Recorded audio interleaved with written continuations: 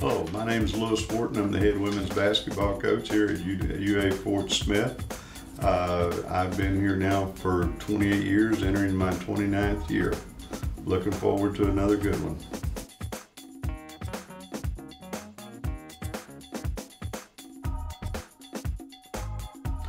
Well, I've coached about every sport that there is on the high school level. And football, you get kind of hot in the fall and cold, and then baseball gets a little wet, and basketball, I got to play in a nice warm gym.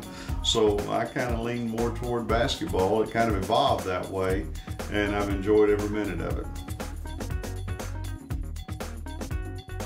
Well, I went to school here. I'm a local guy. I grew up around this college, and came here when it was a junior college, and seen the change over into a regional university, and it's been home, and it's been a great place to be my entire college coaching career.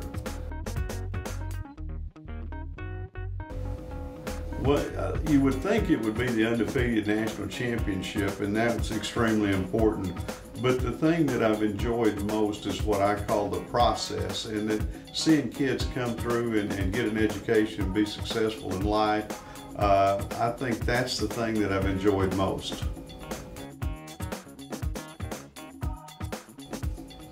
Well, I grew up in the days of Bobby Knight, Eddie Sutton, and people like that, but if there's one person that I would model my coaching techniques and things that I believe in, it would be my dad, who is also a basketball coach.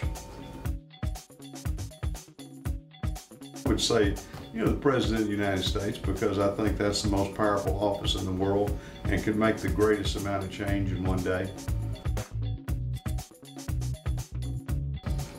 My hobby is coaching basketball. What I do for real is play golf, I guess. No, my hobby's golf, and I'm not a good golfer, but nobody has more fun at it than I do. The favorite place I've ever visited was St. Andrews, Scotland. I got to play the St. Andrews course, and it was the birthplace of golf. Well, it's a great honor. It says that you've had a lot of success over a long period of time. And then to be recognized by your peer group is extremely rewarding, and it was a great honor. And when you get something like that, then you share that with all the players that you've been able to coach, and you share that with the university where you've been able to work all these years.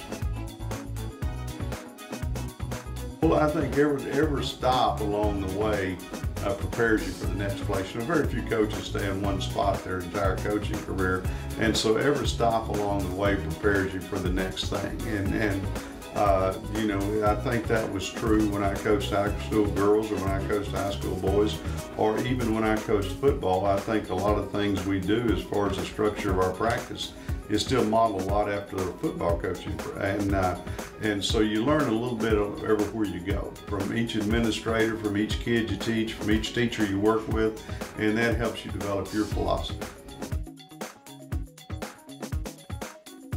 I have three. Besides the sports teams here at UA Fort Smith, I root for the St. Louis Cardinals, which are having another good year, and I root for the Dallas Cowboys. And then I'm a big Arkansas Razorback football fan. My favorite food would have to be anything my wife puts on the table. My wife is a tremendous cook, and she makes some of the greatest tacos in the world, and so anytime she puts a meal on the table, that becomes my favorite food. Well, I think you got to enjoy what you're doing. I've told people for years that I've never got up and went to work a day in my life. I've thoroughly enjoyed, there's always going to be some traumatic experiences and some bad days and stuff like that. But overall, I've had more fun than anybody should have fun and get paid for it. And I still do that. And I think the people that really enjoy their work are the people that enjoy the process of what they do. I told young coaches that if winning is the thing that you're aiming for, you're going to be disappointed in life. Winning should be a result of all the other things that you do. And so what I've learned in coaching is you've got to enjoy the process. As soon as one season's over, the process continues getting ready for another season. So that's the thing that I still enjoy as much now as I did 39 years ago.